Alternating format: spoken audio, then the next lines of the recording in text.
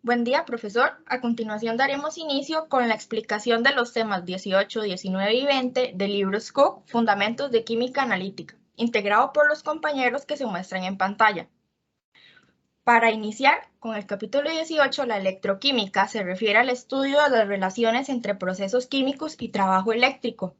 En esta unidad se estudian reacciones redox, de las cuales podemos distinguir las transferencias de electrones entre diferentes especies químicas. Bueno, para retomar un poco sobre las reacciones redox, una reacción de oxidación se da cuando una especie química pierde electrones y debido a esto aumenta su número de oxidación, como lo podemos observar en la semirreacción del hierro. Denotamos que pasa de trabajar con una carga de +2 y al donar su electrón termina trabajando con una carga de +3. Ahora, por otro lado, en su contraparte tenemos la reacción de reducción, que es cuando una especie química gana electrones disminuyendo su número de oxidación, como también lo podemos observar en la semirreacción del selenio, donde primero se encuentra trabajando con una carga de +4 y al aceptar los electrones termina trabajando con una carga de +3, lo que quiere decir que tendremos dos agentes en juego, el agente oxidante, que es la especie química que acepta electrones y por lo tanto se reduce, y por otro lado, la especie reductora que pierde electrones y por lo tanto se oxida. Siguiente, por favor. La importancia de las reacciones redox en la electroquímica se ve reflejada en las celdas electroquímicas, que son dispositivos capaces de obtener energía eléctrica a partir de estas reacciones químicas. Entonces, ¿cómo funcionan estas celdas electroquímicas? Pues bueno, estas consisten en dos conductores llamados electrodos que se encuentran sumergidos en una disolución de electrolito, donde se encuentran nuestras especies químicas. También podemos observar un puente salino, encargado de aislar los reactivos y a su misma vez mantiene el contacto eléctrico entre las dos partes de la celda. Y todo este sistema está conectado a un voltímetro de alta resistencia interna, que es el encargado de medir la diferencia de voltaje o potencial entre los dos electrodos. Es importante saber que en cada electrodo ocurre una reacción. Entonces, un cátodo es un electrodo donde ocurre la reducción y un ánodo es un electrodo donde se lleva a cabo la oxidación. Esto será igual para cualquier tipo de celda. Siguiente, por favor. En electroquímica podemos estudiar distintos tipos de celdas, como lo son las celdas galvánicas y las celdas electrolíticas, que también se clasifican como reversibles o irreversibles. Las celdas galvánicas o voltaicas son celdas que almacenan energía eléctrica y estas son caracterizadas por trabajar de manera espontánea. Por otro lado, las celdas electrolíticas requieren una fuente externa de energía para poder operar y se caracterizan por trabajar de manera no espontánea.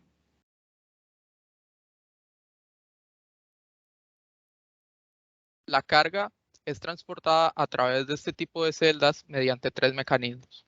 El primero, que los electrones transportan la carga entre los electrodos y el conductor externo, y por convención, la corriente fluye en dirección opuesta al flujo de electrones. Como se puede observar en la siguiente imagen, el flujo de electrones va de izquierda a derecha, por lo tanto, el flujo de la corriente iría de derecha a izquierda. La segunda sería que los aniones y cationes son los transportadores de carga entre la celda.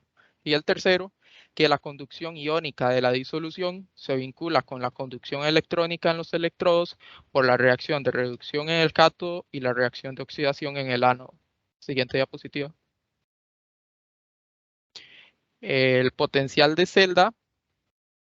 La diferencia del potencial entre los electrodos de una celda es una medida de tendencia para que la reacción pase de un estado sin equilibrio hacia la condición de equilibrio. Este potencial de celda se puede calcular con la siguiente ecuación, que sería el potencial del cátodo menos el potencial del ánodo. Y si los reactivos y productos están en su estado estándar, el potencial de celda resultante es llamado potencial estándar de celda, que se calcula con la siguiente fórmula, donde la R es la constante de los gases y la T es la temperatura. Por la convención de la regla de la derecha positiva, siempre medimos el potencial de celda al conectar la terminal positiva del voltímetro al electrodo de la derecha y la terminal común al electrodo de la izquierda. Si seguimos siempre esta convención, el valor del potencial de celda es una medida de la tendencia de la reacción de la celda para que ocurra de izquierda a derecha de manera espontánea. Siguiente diapositiva.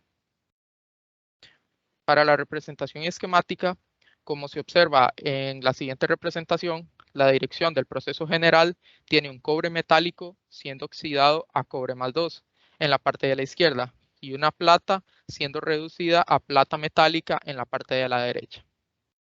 En estas representaciones siempre se escribe el ánodo en la parte de la izquierda y en la parte de la derecha va el cátodo. La doble línea que se encuentra en el centro representa el puente salino y la línea que divide el cobre del cobre más 2 y la plata de la plata metálica representa el contacto entre fases diferentes.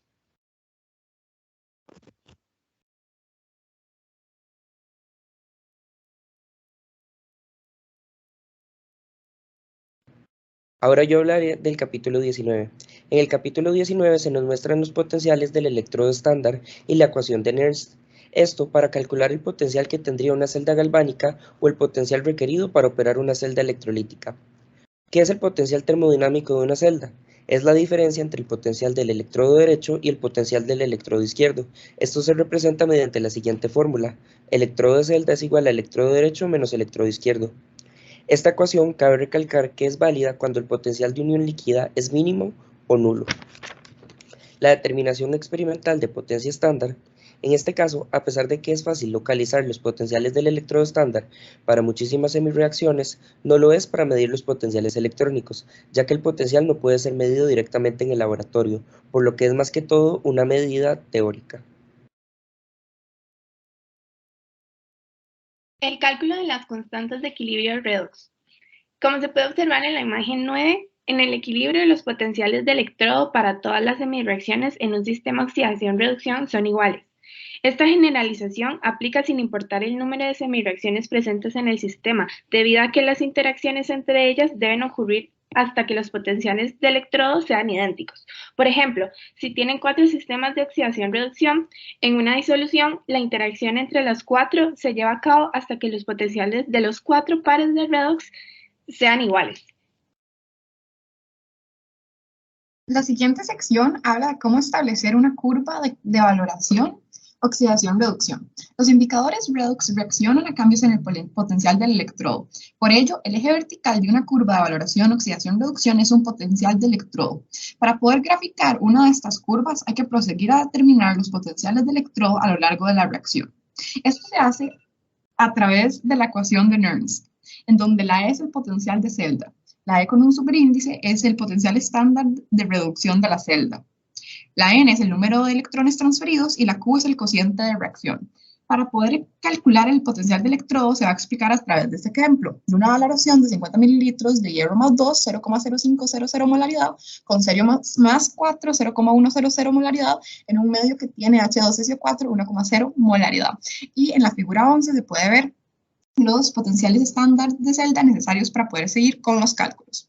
En la siguiente diapositiva se puede ver el cálculo del potencial después de añadir 5,00 mililitros, que eso sería el potencial antes del punto de equivalencia. También se puede ver en la figura 12 la ecuación de la reacción que se necesita para poder llevar a cabo los cálculos para poder graficar.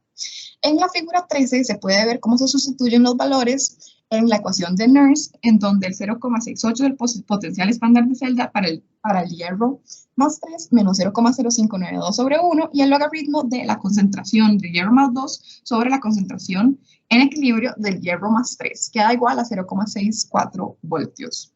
En la siguiente diapositiva se puede ver el potencial en el punto de equivalencia, que sería sustituir los potenciales estándar de celda a esa ecuación y da 1,06 voltios. Y por último, en la figura 15 se puede ver cómo se calcula el potencial después del punto de equivalencia, que vendría siendo sustituyendo los valores correspondientes a la ecuación de Nernst con el logaritmo de la concentración del cerio más 3 sobre la concentración del cerio más 4. Y por último, en la siguiente diapositiva, están los factores, están la curva de valoración ya graficada con los diferentes electrodos calculados a través del ejemplo, en donde se ve claramente el punto de equivalencia. Y en la siguiente diapositiva se pueden ver los dos factores que afectan, las variables que afectan la curva de valoración, que vendría siendo en mayor dimensión la concentración del reactivo y también el grado de avance de la reacción. Tenemos los indicadores de oxidación-reducción. Primero están los generales, que son sustancias que cambian de color al ser oxidadas o reducidas. Los cambios del color de los indicadores redox verdaderamente son independientes en gran medida de la naturaleza química del analito y del titulante, y dependen de los cambios en la potencial del electrodo del sistema y del pH. Después tenemos complejos de ortofenatrolinas, que son compuestos orgánicos que forman complejos estables con hierro 2. En la práctica, el color de la forma oxidada es tan ligero que muchas veces pasa desapercibido, y el cambio de color asociado a esta reducción es por lo tanto de casi incoloro a rojo. Debido a la diferencia de intensidad de color, se considera que el punto final ocurre cuando solo un 10% del indicador está en forma de hierro 2. Después tenemos las disoluciones almidón-yodo, que forman un complejo azul con el ion triyoduro, utilizando reacciones de oxidación-reducción, que involucran yodo como agente oxidante o ion yoduro como agente reductor. Este cambio es independiente de la composición química de los reactivos y depende únicamente del potencial del sistema en el punto de equivalencia. Después tenemos los redox específicos, que el mejor conocido es el almidón, y forma azul oscuro con el ion triyoduro. El complejo indica el punto final en las valoraciones en el cual se consume o se produce el yodo. En la siguiente diapositiva tenemos los puntos finales potenciométricos. Esto es que al medir el potencial de la celda durante la valoración se pueden generar curvas análogas para los datos, y los puntos finales se estiman fácilmente a partir de dichas curvas.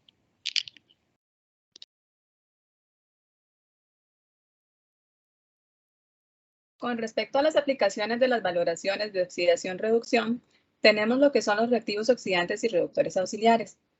Al iniciar una valoración de oxidación-reducción, es importante que el analito se encuentre en un solo estado de oxidación, pero con frecuencia el analito es una mezcla de estados de oxidación, por lo cual es necesario utilizar un agente reductor auxiliar en caso de utilizar un oxidante estándar o un agente oxidante auxiliar si se planea titular con un reductor estándar. Entre los reactivos reductores auxiliares encontramos el zinc, aluminio, cadmio, plomo, níquel, cobre y plata cuando se encuentra en presencia de ion cloruro.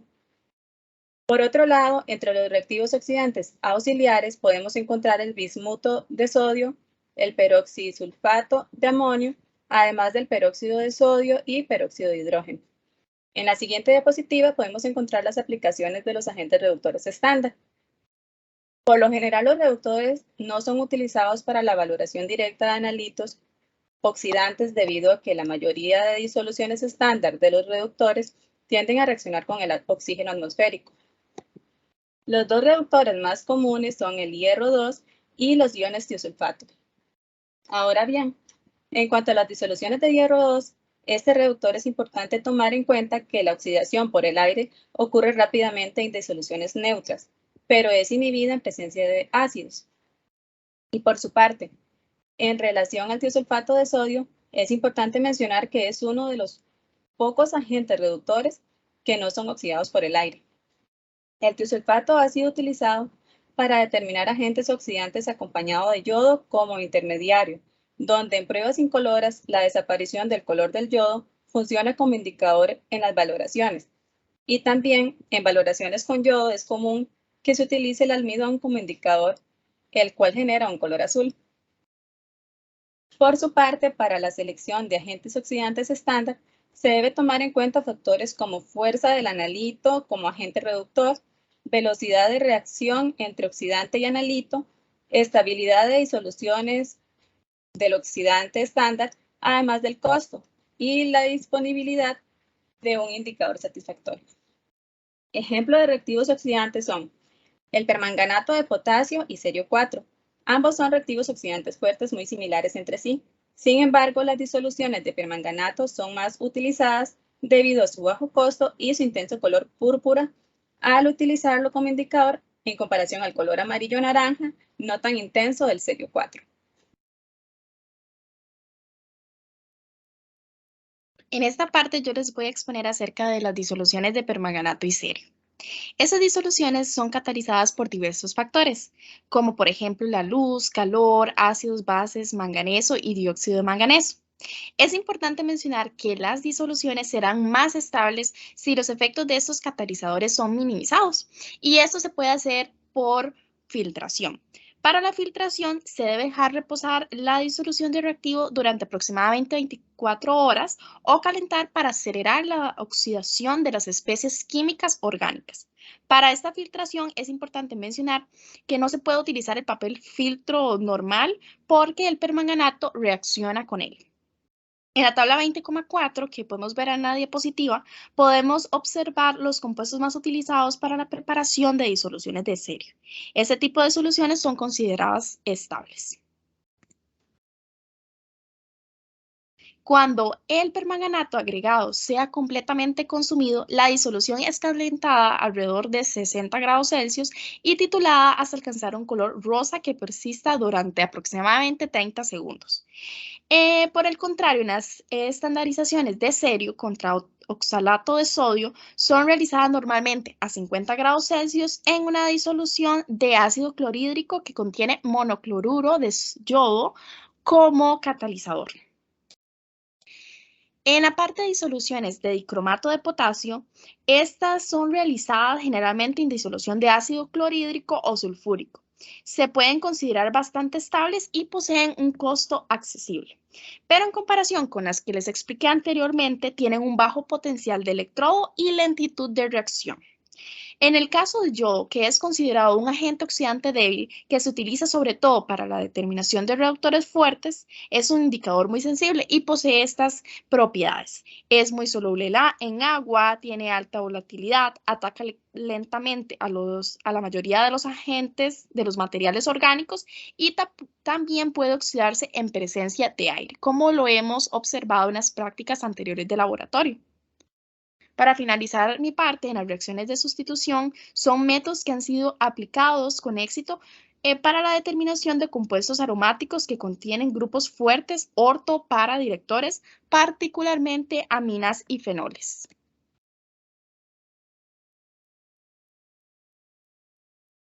Ahora, para iniciar mi parte, voy a comenzar con lo que son las reacciones de adición, que es cuando en este tipo de reacciones los enlaces dobles de los carbonos en la molécula se dan de tal manera que permiten a otro elemento adentrarse y formar parte de ella. Como se puede ver en la imagen, los enlaces dobles de los carbonos ahí se quiebran de tal manera que el bromo puede llegar y adentrarse en la molécula. Perdón. Siguiente.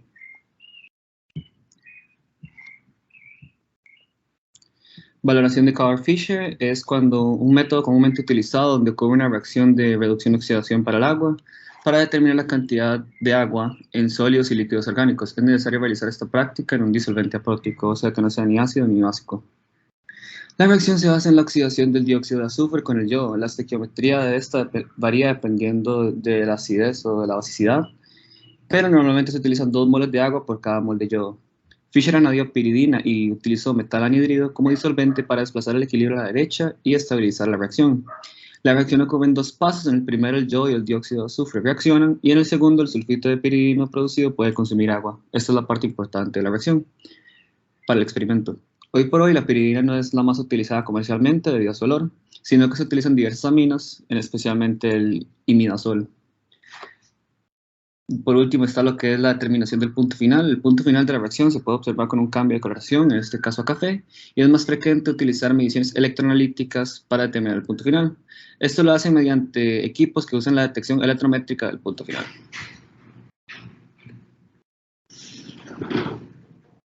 Después están lo que son errores en la valoración, que puede ocurrir cuando se oxida el yoduro debido a agentes oxidantes y reacciona con el agua, lo que crea resultados bajos.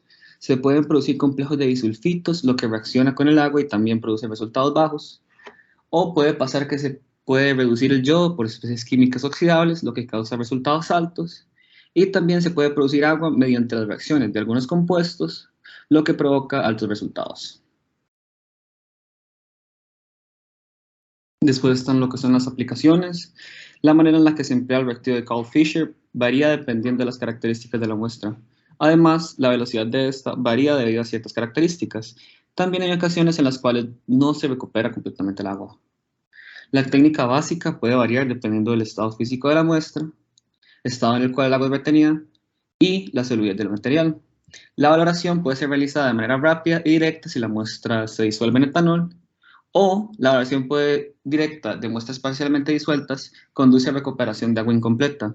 Sin embargo, hay maneras para obtener una recuperación satisfactoria del agua. En este caso, lo que se hace es que se agrega un exceso de reactivo y después se hace una valoración por retroceo.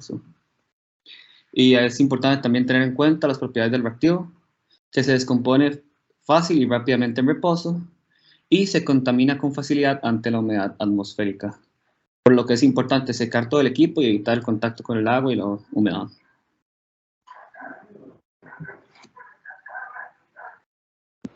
Bueno, a continuación yo les voy a explicar las partes comunes de un electrodo de vidrio. Primero, debemos saber que este se usa para medir el pH a través de una membrana bastante delgada de vidrio. Como podemos observar en esta imagen, que es del libro de Química Analítica, tenemos dos sistemas, el sistema A y el sistema B. En el caso del sistema A, tenemos dos electrodos de referencia. El externo está compuesto de calomelano saturado, y el interno es con nuestro electrodo de vidrio, que también tiene una cera aislante y vidrio grueso. En este caso tenemos una membrana de vidrio que es bastante sensible al pH. Cabe recalcar que los dos electrodos están conectados a una terminal de un potenciómetro. En este caso están sumergidos en una disolución de pH desconocido o analito, y comúnmente se utiliza un beaker para este sistema, además de una pastilla o agitador magnético. En el sistema B podemos observar que también tenemos dos electrodos, sin embargo estos están compuestos de plata cloruro de plata. Comúnmente se llama sonda combinada y es el que más se utiliza en los experimentos de laboratorio. Este normalmente va acompañado de un pHímetro y también tiene una membrana de vidrio que sirve como indicador, ya que encierra iones del ion hidronio que están sumergidos en una disolución de HCl al 0,1 mol por litro. En este caso, el bulbo membranoso o la membrana de vidrio responde al pH. Ahora, a continuación, mi compañero Abraham les va a explicar su procedimiento. Ok, básicamente para entender cómo un electrodo de vidrio mide el pH tenemos que establecer unos conceptos. Primero vamos a establecer el concepto del potencial límite. El potencial límite se expresa en la ecuación de Nernst que está en la presentación y básicamente es la diferencia entre los potenciales E1 y E2.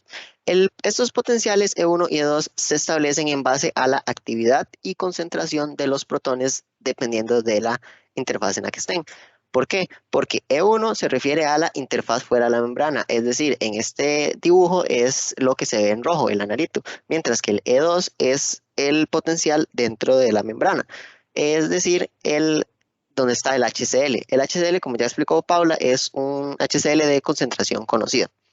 Básicamente, estos potenciales se basan en la actividad y la concentración de los protones. Entonces, con la diferencia de estos dos potenciales se obtiene el potencial límite, que es el que se usa para indicar el pH. ¿Por qué? Porque el potencial límite es un indicador de la actividad del ion hidronio y por lo tanto es un indicador de pH.